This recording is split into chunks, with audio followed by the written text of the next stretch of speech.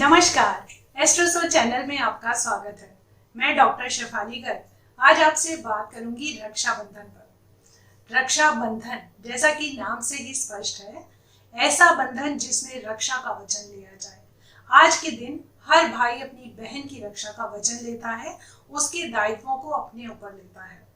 हिंदू पंचांग के अनुसार श्रावण मास की शुक्ल पक्ष की पूर्णिमा के दिन रक्षाबंधन का त्योहार मनाया जाता है। इस साल 2020 में रक्षाबंधन का दिन या ये पूर्णिमा का दिन इसलिए भी खास है क्योंकि यह सावन माह का आखिरी सोमवार है और स्वार्थ सिद्धि योग पूरे दिन बना रहेगा, जो इस दिन के शुभत्व को और अधिक बढ़ा देता है। यदि हम बात करें कि इस दिन की शुक्ल पक्ष की पूर्णिमा के दिन के महत्व की, तो ये महत्व सभी लोगों को, सभी धर्मों ने और हमारे पूरे देश ने किसी न किसी रूप में अपनाया है। जैसे कि यदि हम बात करें कि आज के दिन को बहुत से लोग अपना यज्ञोपवीत चेंज करते हैं या फिर नया धारण करते हैं। इसी वजह से इस दिन का एक नाम जांडलिया पूर्णिमा भी पड़ा। इस दिन को विश्वनाशक दिन या फिर पुण्य प्रदायक दिन बहुत जगह, बहुत एरिया में, रीजन्स में माना जाता है कि आज का दिन बहुत स्पेशल मानते हैं। उड़ीसा और पश्चिमी बंगाल के क्षेत्रों में आज ही के दिन को झूलन पूर्णिमा के नाम से पहचानते हैं। वो लोग आज के दिन राधा और कृष्ण की मूर्तियों को झूले में बिठाते हैं, उनको झूला दिलाते हैं, उनकी पूजा करते हैं। उत्तर भारत में आज ही के दिन को कजरी पूर्णिमा के नाम से मानते हैं। वो लोग आज के दिन गेहूं की फसल बोई जाती है, इसलिए इस दिन को बहुत महत्वपूर्ण मानते हैं, एक त्योहार के रूप में मानते हैं। यदि बात करें केरल और महाराष्ट्र के, तो वहां पर आज ही के दिन को नारली पूर्णिमा के नाम से मनाते हैं। वो लोग समुद्र देवता की पूजा करते हैं और अपने लिए गुड विशेस मांगते हैं।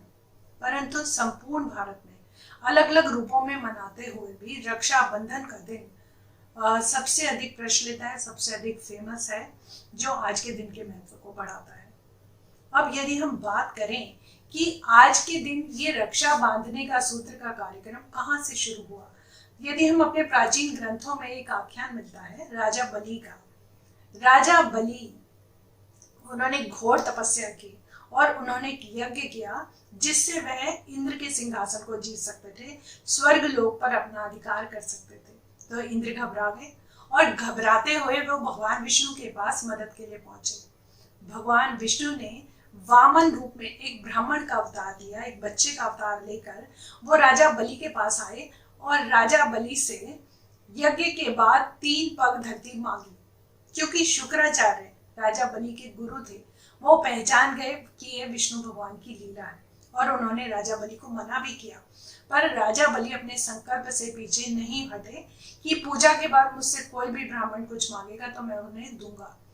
उन्होंने सब कुछ जानते हुए भी भगवान विष्णु को 3 पग धरती देने का वचन दे दिया और भगवान विष्णु ने 3 पग में धरती, आकाश और पाताल नाप लिए। क्योंकि राजा बलि पहले से जानते थे कि ये भगवान विष्णु है और उन्होंने मना नहीं किया, इस बात से भगवान विष्णु बहुत प्रसन्न हुए और उन्होंने राजा बलि को कुछ मांगने के लिए कहा। तो राजा बलि ने रिटर्न में मांगा कि प्रभु विष्णु, आप हमेशा मेरे पास रहे, मेरे सामने रहे। क्योंकि भगवान विष्णु खुद बोल चुके थे, तो वो अब राजा बलि के पास रहने लगे। इस बात से माँ लक्ष्मी को बहुत चिंता हुई कि भगवान विष्णु तो अपना लोक छोड़कर राजा बलि के घर चले गए हैं रहने।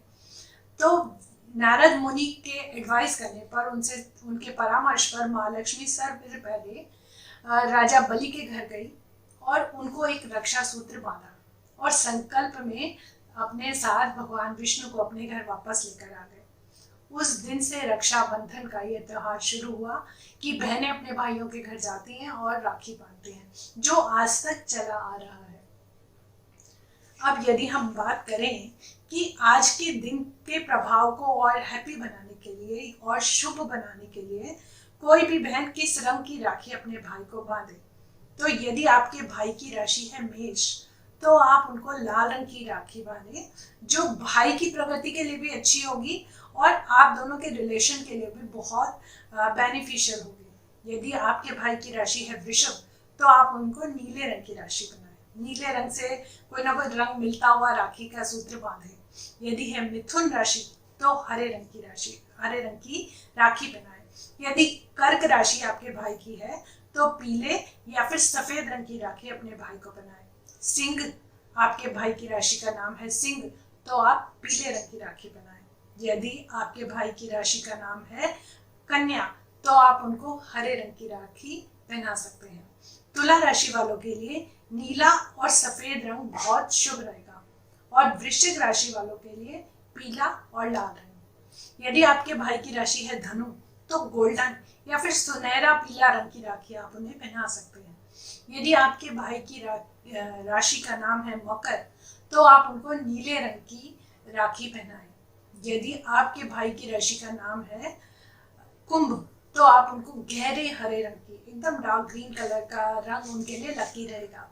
यदि आपके भाई की राशि का नाम है मीन तो आप उनको हरे में किसी भी रंग की, हरे की कोई भी शेड आप उनको पहनाएं, उनके लिए बहुत शुभ प्रभाव लेकर आएगी। वीडियो का अंत हम करते हैं कुछ टिप्स के साथ। यदि आपके भाई की कुंडली में चंद्रमा की या शुक्र की कोई नेगेटिव स्थिति है, कोई बुरा प्रभाव आ रहा है, तो आप उन्हें चांदी की राखी कभी ना बनाएं, ध्यान रखें। नेक्स्ट, यदि आपको राखी बांधते वक्त अपने भाई का मुंह पूर्व या उत्तर दिशा में करें, ये भाई के लिए बहुत लकी होगा। और सबसे लास्ट टिप हमें ध्यान रखनी है, पूजा के सामान में दुर्वा का इस्तेमाल जरूर करना है। दुर्वा की घास अपने भाई को जरूर देनी है, पूजा में थाली में जरूर रखें। क्यों देनी है? क्योंकि दुर्वा का एक पौधा हमेशा नष्ट नहीं होता और सब पौधा में सबसे तेज वो प्रोग्रेस करता है, सबसे तेज वो बढ़ता है और वो हमेशा उसको पूजा में पवित्र स्थान दिया गया है। तो जब आप अपने भाई की राखी बांधते वक्त उसको रखते हैं तो आप ये प्रेयर करते हैं कि मेरे भाई की भी तरक्की जिंदगी में इसी तरह से आगे बढ़ती रहे और कभी भी उसका तेज गरिमा कभी भी खत्म ना हो। सबसे अंत में मैं आप सबसे एक बात कहना चाहूंगी कि एक रक्षा सूत्र यदि आपके भाई हैं तो बहुत अच्छी बात है, अगर नहीं भी है तो आप एक रक्षा सूत्र एक पेड़ को बांधें, उसकी जिम्मेवारी अपने ऊपर लें। ये प्रकृति अनंत काल से हमें चुपचाप बिना किसी बात के हमें देते हुए आ रही है। हमारा भी फर्ज बनता है कुछ पे बैक करने का। उम्मीद करती हूँ कि ये जानकारी आपको पसंद आई हो। धन्यवाद। अगर आपने हमारे YouTube चैनल को अब तक सब्सक्राइब नहीं किया है तो आपको यहाँ सब्सक्राइब बटन दिख रहा है, इस पर आप क्लिक कीजिए और हमें सब्सक्राइब कर लीजिए और साथ ही साथ इसके सामने एक नोटिफिकेशन बेल आ रहा है, इसे भी आप इनेबल कर दीजिए ताकि आपको तुरंत नोटिफिकेशन मिले जब भी हम कोई नई वीडियो अपलोड करें।